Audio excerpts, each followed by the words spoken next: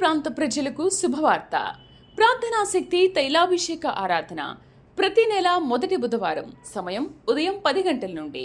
NK highway grounds, Autonagar, Gudem highway bypass road, Tadepalligudem. ప్రార్థనాశక్తి తైలాభిషేక ఆరాధన ప్రతి నెల మొదటి గురువారం.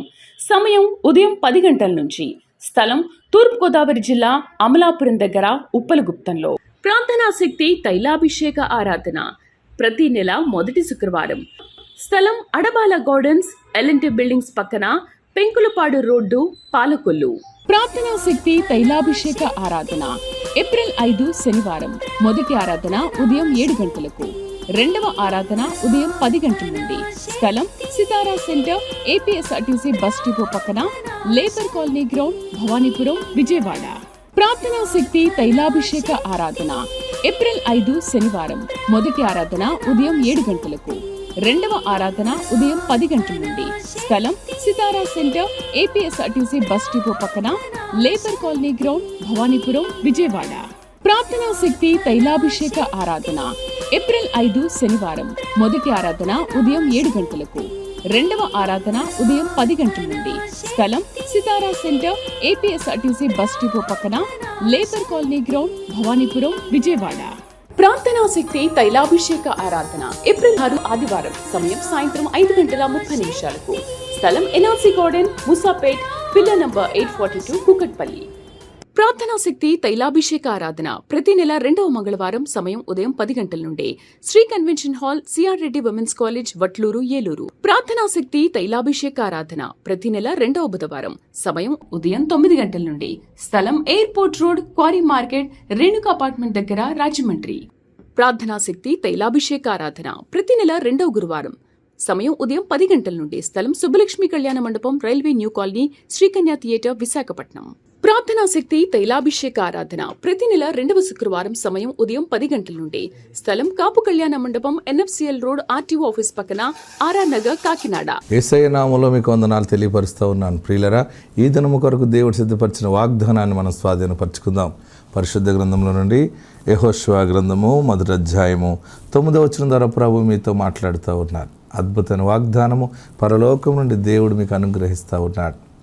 వాక్యాన్ని జ్ఞాపకం చేసుకుందాం, ధ్యానం చేద్దాం. యెహోషువ గ్రంథం, జాషువా చాప్టర్ 1 verse 9. నేను నీకు ఆజ్ఞ ఇచ్చి ఉన్నాను కదా, నిబ్బరము కలిగి ధైర్యముగా ఉండుము, దిగులు పడకుము, జడియకుము. నీవు నడుచు మార్గమంతటిలో నీ దేవుడైన యెహోవా మీకు తోడైయుండును. నీవు నడుచు మార్గమంతటిలో నీ దేవుడైన యెహోవా నీకు తోడైయుండును. నువ్వు వెళ్తున్నటువంటి ఆ ప్రయాణము, నీ జర్నీ, నీ జీవిత యాత్రలో దేవుడు నీకు తోడై ఉన్నాడు. భయపడకు.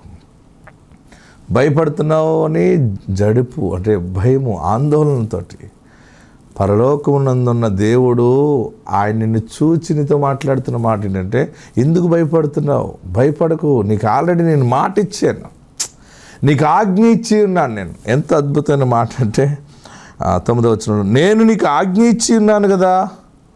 అంటే నా మాట నువ్వు మర్చిపోయావా? అంటే నీకు భయం వచ్చినప్పుడు నువ్వు భయపడిపోవటమేనా? ఇక్కడ నేను ఒకడున్నాడు, యెహోవా దేవుడు ఒకడున్నాడు, భూమిని ఆకాశాన్ని చేసిన గొప్ప దేవుడున్నాడు. అంత పెద్ద దేవుని ముందు నా సమస్య ఎంత చిన్నది. ఇది ఈ చిన్న సమస్యకి ఇంత పెద్ద దైవాన్ని మర్చిపోయి భయపడాలా నేను? ఎందుకు భయపడుతున్నావు? భయపడకు అని చెప్తున్నాడు అనమాట. నీతోనే మాట్లాడుతున్నాడు ఈ మాట. హలో, నిన్నే దర్శిస్తున్నాడు ఆయన. నేను నీకు ఆజ్ఞ ఇచ్చి ఉన్నాను కదా. ఎంత గొప్ప మాట చూడండి. ఇంకెందుకు భయపడుతున్నావు? ఏంటి ఆజ్ఞ అంటే, నీవు నడుచు మార్గం అంతటిలో నీవు ఏ పని నిర్ణయం చేసుకున్నా, ఎటు వెళ్ళాలని డిసిషన్ తీసుకున్నా, స్టార్ట్ అయిపో. ఆయన చూసుకుంటాడు అనుకో. నేనున్నానుగా, నీ ముందు, నీ వెనుక, నీ కుడి ఎడమల నేనున్నాను. ఎందుకంటే నేను నీకు మాట ఇచ్చాను, నేను నిన్ను ప్రేమించుచున్నాను కనుక నా ఆత్మ మీతో ఉంచుతున్నాను. ఎంత గొప్ప ప్రేమైన దేవుడు. అందుకనే ఒకరిని కాదు ఆయన ప్రేమించేది. ఎంత గొప్ప దైవ కార్యం అంటేది. దేవుడు లోకమును ఎంతో ప్రేమించానని ఉంది. యోహాను సువార్తలో దేవుడు లోకమును ఎంతో ప్రేమించాడు. ఎంతో అంటే ఏంటంటే కొన్ని సమయాల్లో ఆయనకి ఇష్టం లేకపోయినా మనం తీసుకున్న నిర్ణయాలు ఆయన మార్చుకుని మనకు సహాయం చేయడానికి ఉపయోగపడతాడు అంట.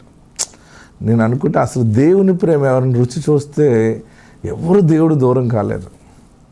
దేవుని ప్రేమ రుచి చూడలేక అనేక రకాలుగా తబ్బిబ్బులు పడుతూ ఉన్నారు.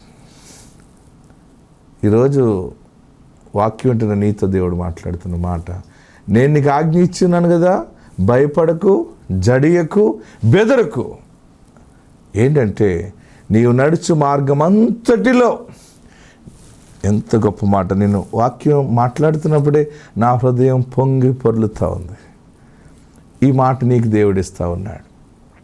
నువ్వు వెళ్ళేటువంటి వ్యాపారమైనా, అది సేవా పరిచర్యైనా, జాబ్ అయినా, ఒక పెళ్లి వ్యవహారమైనా, భూ వివాదం కొరకైనా, దేని విషయంలో ఒక న్యాయం కొరకు వెళ్తున్నావేమో, దేవుడు నీకు తోడు అయి ఉన్నాడు. నేనేం మాట్లాడాలి? నాకు అంత బలం రావట్లేదు, అంత ధైర్యం రావట్లేదు, నేను ఎలా తప్పించుకోవాలని అనుకుంటున్నామేమో, తప్పించేవాడు కూడా ఉన్నాడు. గొప్ప ధైర్యం గల మహాగణుడైన దేవుడు యేసు క్రీస్తు అనే దైవ నరుడు నీకున్నాడు. అందుకని ఈరోజు నీతో మాట్లాడుతున్న మాట ఏంటంటే, నీవు నడుచు మార్గం అంతటిలో నీ దేవుడని యెహోవా నీకు తోడుగా ఉండును. ఆత్మదేవుడు నీకు తోడై ఉండును గాక. నువ్వు భయపడిన అవసరం లేదు, నువ్వు ఒంటరివి కాదు, ఆయన నీకు జంటుగా ఉన్నాడు. నువ్వు జయిస్తావు, నువ్వు పోరాటంలో జయమే పొందుతావు కానీ అపజయం కాదు. పరిశుద్ధాత్మదేవుడు నీకు తోడై ఉండును గాక. ఆమెన్. ప్రియ సహోదరులరా, గత కాలమంతా దేవుడు కాచి కాపాడి బలమైనటువంటి కార్యములు ప్రభు జరిగించారు. చేసిన ప్రార్థనలకి దేవుడిచ్చిన జవాబులు మనం చూద్దామా? గర్భఫలాలు లేని వారి గురించి ప్రార్థన చేసిన రీతిగా దేవుడు 7,000 మందికి పైగా గర్భఫలాలు ఇచ్చాడు. గట్టిగా చప్పటి కొట్టి ప్రభువుని కనపరుద్దాం.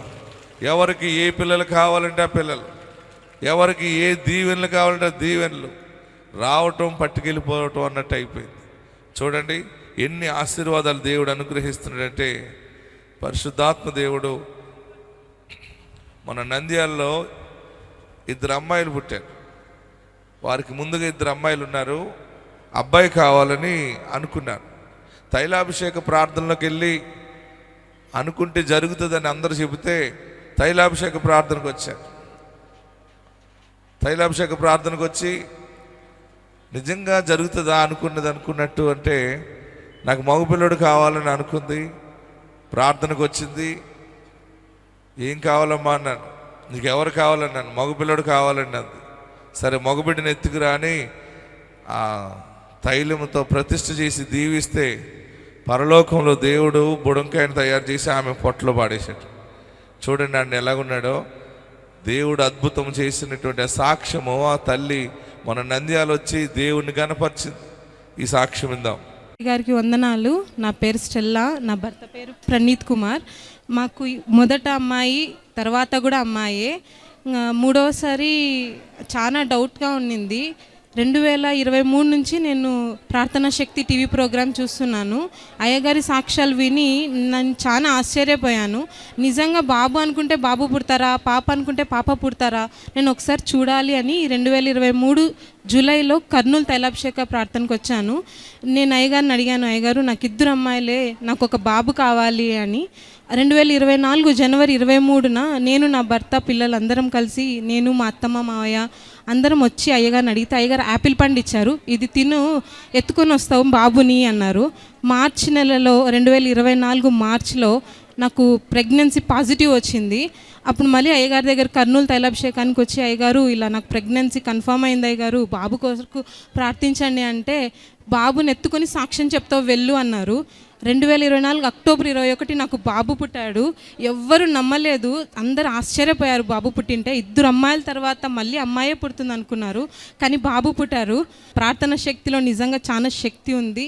మేము కుటుంబ సమేతంగా వచ్చాము సాక్ష్యం చెప్పాలని. ఈ చిన్ని సాక్ష్యాన్ని దేవుడు దీవించండి. హల్లెలూయా. గట్టిగా హల్లెలూయా చెప్పండి. నేను ఒకటి అడుగుతాను, చెప్పాలి. ముందు ఎవరు పుట్టారు? వాళ్ళకి 2 అమ్మాయిలు. ఓకే, ఆమె ఇక్కడికి వచ్చి ఏమడిగింది? తైలాభిషేకంలో అబ్బాయిని అడిగింది. దేవుడు ఏమిచ్చాడు? అబ్బాయిని ఇచ్చాడు. మళ్ళీ ఇంకో సబ్జెక్ట్ చూపిస్తున్నాను చూడండి. 2 అబ్బాయిలు పుట్టారు వాళ్ళకి ముందు. ఎవరు? 2 అబ్బాయిలు పుట్టారు. సరే ఏమనుకుంటే జరుగుతుంది కదా అని చెప్పి మాకు ఇప్పుడు అమ్మాయి కావాలని అడిగిందాం. ముందు ఆమె 2 అమ్మాయిలు ఉన్నారు, ఒక అబ్బాయిని ఇవ్వండి బాబు అని అడిగింది. ఓకే అన్నాడు ఈయన. రెండో సాక్ష్యం ఏంటంటే ఇప్పుడు మీరు వినబోయేది, 2 అబ్బాయిలు అమ్మాయి కావాలని అడిగింది. అదేం జరిగిందో చూద్దాం చూడండి. అశ్ని వీరు కంకణంపాడు అనే గ్రామం ఒంగోలు జిల్లా నుండి ఇక్కడ ఒంగోలు తైలాభిషేకానికి వచ్చారు. వారి కుమార్తె మా అత్తమ్మ. దేవుడు తన జీవితంలో కార్యం చేశారు. అది సాక్ష్యంగా పంచుకోవడానికి వారు ఇక్కడ రావడం జరిగింది. తనకి వివాహం జరిగిన తర్వాత 2 అబ్బాయిలు పుట్టారు. మళ్ళీ తను 3వసారి గర్భవతి అయింది. గర్భవతి అయినప్పుడు అందరూ నీకు ఈసారి కూడా మళ్ళీ బాబే పుడతాడు, ముందు 2 బాబులు పుట్టారు కదా అని తన భర్త కూడా చాలా గొడవ పెట్టి అబార్షన్ చేయించేసుకో, నీకు పిల్లలు పుట్టకుండా ఆపరేషన్ చేయించేస్తాను నేను అని తను చాలా ఇబ్బంది పెట్టారు. కానీ 3వ నెలలో తల్లిగారు సికింద్రాబాద్లో జరుగుతున్న ఆరాధనకు వచ్చి దైవజనులతో ప్రార్థన చేయించి ఫలం తెచ్చిచ్చారు. అలానే తను 5వ నెల గర్భవతిగా కూడా ఉన్నప్పుడు ఇక్కడ ఒంగోలు తైలాభిషేకానికి వచ్చి దైవజనులతో ప్రార్థన చేయించుకుంది. 2 బాబులు ఉన్నారు, ముందు నాకు పాప కావాలని దైవజనులు అడిగినప్పుడు దైవజనులు నువ్వు పాపను ఎత్తుకొని వచ్చి సాక్ష్యం చెప్తావని ప్రార్థన చేసి పంపించారు. అదేవిధంగా దేవుడు అద్భుత రీతిగా కార్యం చేశారు. తనకి పాప పుట్టిందని వారు సాక్ష్యం చెప్తూ ఉన్నారు. అలానే వారింటిలో ఒక బర్రె ఈని తర్వాత పొదుగులో వాపు రావడంతో రక్తం వచ్చి ఆ దూడ చనిపోయింది. తర్వాత బర్రె పాలు ఇవ్వకుండా ఎన్ని ప్రయత్నాలు చేసినా కూడా అది పాలు ఇవ్వకుండా చాలా ఇబ్బంది పెడుతూ ఉంటే వారి ప్రార్థనలోనే దానికి రాసి వారు ప్రార్థన చేసుకున్నప్పుడు దేవుడు అది పాలు ఇవ్వడానికి సహాయం చేశారని, 3 సంవత్సరాల నుంచి పంట సరిగా పండడం లేదు. అప్పుడు వారి ఇక్కడి నుంచి తీసుకొని వెళ్ళిన తైలాభిషేకం నూనె విత్తనాలతో కలిపి వేశారు. పొలంలో అంతా చల్లినప్పుడు దేవుడు అద్భుతమైన పంట ఈ సంవత్సరం ఇచ్చారని, 24 బస్తాలు పంట పండిందని వారు సాక్ష్యం చెప్తున్నారు. ఈ సాక్ష్యం దేవుడు దీవించును గాక. దేవునికి మహిమ కలుగును గాక. పాప పుట్టిందా లేదా?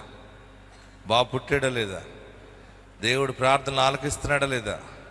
మరి నీ ప్రార్థన ఆలకించలేదు అనుకుంటున్నావా? ఈ దినమే దేవుడు నీ పట్ల గొప్ప న్యాయం జరిగించుచున్నాడు. ఆమేన్, హల్లెలూయా. మరొక చోట చూడండి, మనకు ఉన్నటువంటి పరిచర్యలో 3 ఆడపిల్లలు పుట్టారు. ఆ 3 ఆడపిల్లల తర్వాత వారికి బాబు కావాలని తైలాభిషేకంలో అడిగింది. ఈ సాక్ష్యం చూద్దాం. జ్యోత్స్న వీరు గొర్రెపాడు బాపట్ల జిల్లా నుండి ఇక్కడ ఒంగోలు తైలాభిషేకానికి వచ్చారు. వీరికి మొదట వివాహం జరిగిన తర్వాత 3 ఆడపిల్లలు పుట్టారు. తనకి కుమారుడు కావాలని వారు ఇక్కడ తైలాభిషేకానికి వచ్చినప్పుడు దైవజనులు మీరు 7 నెలలు రండి అని చెప్పినప్పుడు వారు అదే క్రమంగా 7 నెలలు వస్తూ ఉండగా తను మళ్ళీ గర్భం ధరించింది. దైవజనులు ప్రార్థన చేస్తున్న విధముగా 3 ఆడపిల్లల తర్వాత దేవుడు వారికి కుమారుని ఇచ్చారని సాక్ష్యం చెప్తున్నారు. ఈ సాక్ష్యం దేవుడు దీవించును గాక. జరిగినట్లుగా మనం చప్పట్లు కొట్టి ప్రభుని స్తుతిద్దాం. మరొక సాక్ష్యం, 7 సంవత్సరాల తర్వాత దేవుడు గర్భఫలం ఇచ్చాడని బిడ్డను ఎత్తుకొచ్చి చర్చిలో సాక్ష్యం ఇచ్చారు ఆ కుటుంబం.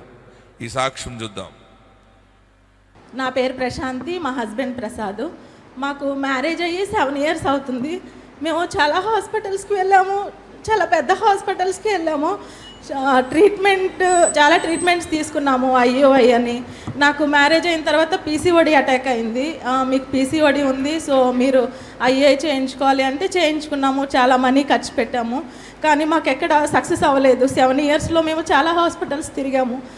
మాకు ఫైనల్గా ఇసాకయ్య గారి గురించి తెలిసింది.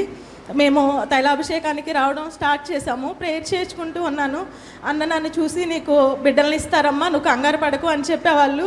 ప్రేయర్కి వస్తూనే నేను హాస్పిటల్కి వెళ్ళేదాన్ని. వెళ్తే ఫైనల్గా డాక్టర్ అన్నారు, నువ్వు ఇప్పటికే చాలా ట్రీట్మెంట్స్ తీసుకున్నావు, ఇంకా ఛాన్స్ లేదు నీకు, IVFకి వెళ్ళాలి అని చెప్పి అన్నారు. అంటే ఇంకా మా హస్బెండ్ అప్పటికే నీవు చాలా మెడిసిన్ యూస్ చేసావు, ఇంకా అన్నతో ప్రేయర్ చేయించుకుందాము అని చెప్పి ఆ సండే మేము అన్నతో ప్రేయర్ చేయించుకున్నాము. అన్న మాకు ఇలా IVF చేయించుకోవాలి అంటున్నారు. అంటే లేదమ్మా, నీకు IVF లేకుండానే దేవుడు నీకు న్యాచురల్గానే పిల్లల్ని ఇస్తారు. నీకు ఎంతమంది పిల్లలు కావాలంటే అంతమంది పిల్లల్ని ఇస్తాడు దేవుడు, నీకు IVF వద్దు అని చెప్పి అన్నారు. అది మాకు చాలా ఓదార్పునిచ్చింది. ఇంకా నేను నా హస్బెండ్ ప్రేయర్ చేసుకున్నాము, దేవా మాకు ఐవీఎఫ్ లేకుండా నీవు బిడ్డలు ఇస్తే ఐవీఎఫ్కి ఎంత అయితే ఖర్చు అవుతుందో అంత నీకు సమర్పించుకుంటాము. ఇక్కడ సేవాభారం చాలా ఉంది కాబట్టి మేము ఇవ్వాలనుకున్నాము.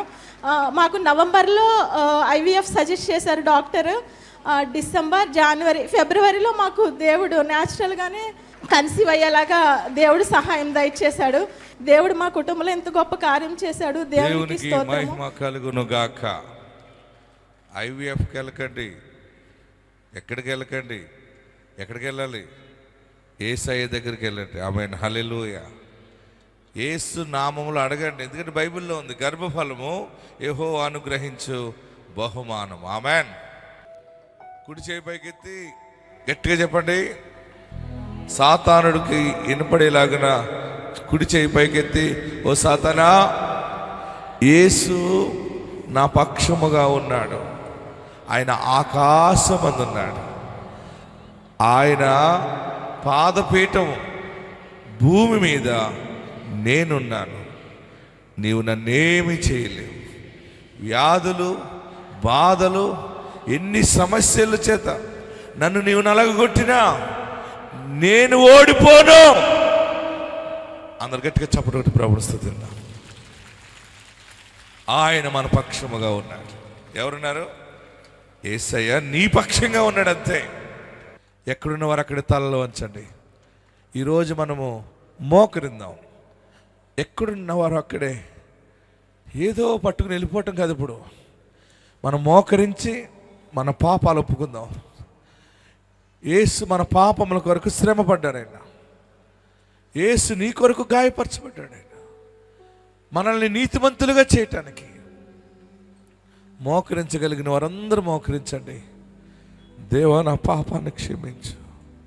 తెలియక నేను అసూయతో ఉన్నానేమో, ఎందుకు నాకు ఆశీర్వాదం అంటుకోవట్లేదు, ఎందుకు నేను అనుకున్నది ఎందుకు జరగట్లేదు అనుకున్నాను. ఈరోజు నువ్వు నాతో మాట్లాడావు, దీవించి హెచ్చరిస్తున్నావు బాబు. ఎక్కడున్నవారు అక్కడ తలలు వంచండి, కళ్ళు మూసుకునండి. చేతులు పైకెత్తగలిగితే చేతులు పైకెత్తి, అయ్యా నా పాపాలు క్షమించు. నాలో దుష్టత్వం ఉంది, నాలో కపటం ఉంది, నేను ఓర్చుకోలేకపోతున్నాను, నేను అబద్ధాలు ఆడుతున్నాను, నేను దొంగతనాలు చేస్తున్నాను, పోకిరిగా జీవిస్తున్నాను, నాకు తెలుసో తెలియకో అలా బ్రతికాను బాబు, అందువల్ల అన్ని కోల్పోతున్నాను అని ప్రార్థన చేయి. నువ్వేం కోల్పోయావో మళ్ళీ తిరిగి వచ్చేస్తాయి. పోయిన ధనం మళ్ళీ వస్తుంది, పోయిన ఆస్తి మళ్ళీ వస్తుంది. ఆయన నీ పక్షముగా ఉన్నాడు, ఆయన నిన్ను సిగ్గుపరచడు. యేసు అనే మంచి స్నేహితుడు నీతో ఉన్నాడు. నా పాపాలు క్షమించేసాయా, నా దోషము క్షమించేసాయా అని అడుగు. నీ బ్రతుకు మధ్యాహ్నకాల తేజస్సుగా ఉంటుంది. శరీరంలో క్యాన్సర్ గడ్డలు వచ్చి నేను ఏడుస్తున్నావా? శరీరం పైన మచ్చలు వస్తున్నాయని ఏడుస్తున్నావా?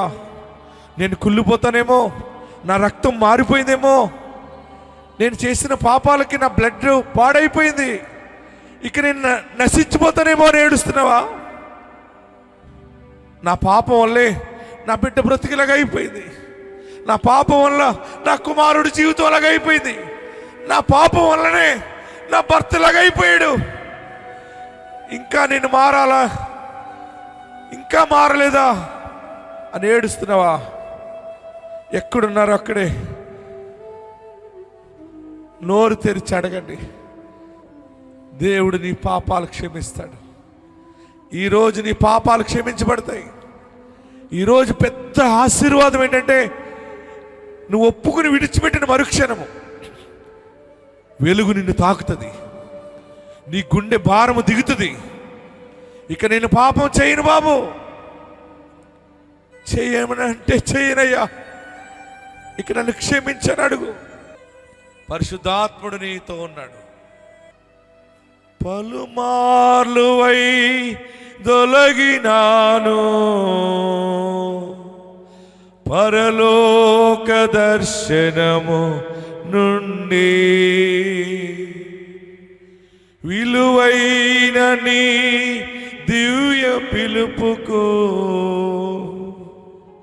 నే తగినట్టు జీవించనైతి. ఒక వెలుగు మనల్ని ఆవరించటం నేను చూస్తున్నాను. పరిశుద్ధాత్మ అనే ఒక వెలుగు మన మీద ఒక దీవెనగా తిరగటం నేను చూస్తున్నాను. ఎక్కడున్నవారు అక్కడ లేచి నిలబడండి. ఆ వెలుగు, ఆ పరిశుద్ధాత్ముడు మీ శిరస్సు మీద ఒక కిరీటముగా ఉండబోతా ఉన్నాడు. చేతులు పైకెత్తగలిగితే, నా జీవితం ఈ రోజు నుంచి నీకు అంకితం చేస్తానయ్యా. దుష్టత్వము, కపటము, వేషధారణ, అసూయ, దూషణ మాటలు విడిచిపెడతానయ్యా. నాకు ధైర్యముగా ఉండాలనుకుంటున్నాను. బ్రతికే కొంతకాలం మంచిగా బ్రతుకుతాను, నీతో బ్రతుకుతానని వారి చేతుల పైకెత్తి, నా జీవితం నీకు అంకితం చేస్తున్నాను బాబు. నా గుడారము, నా శరీరము అది ఈ రోజు బాగుపడుతుంది. లివర్ పాడైందని ఏడుస్తున్నావా? చూపు తగ్గిపోయిందని ఏడుస్తున్నావా?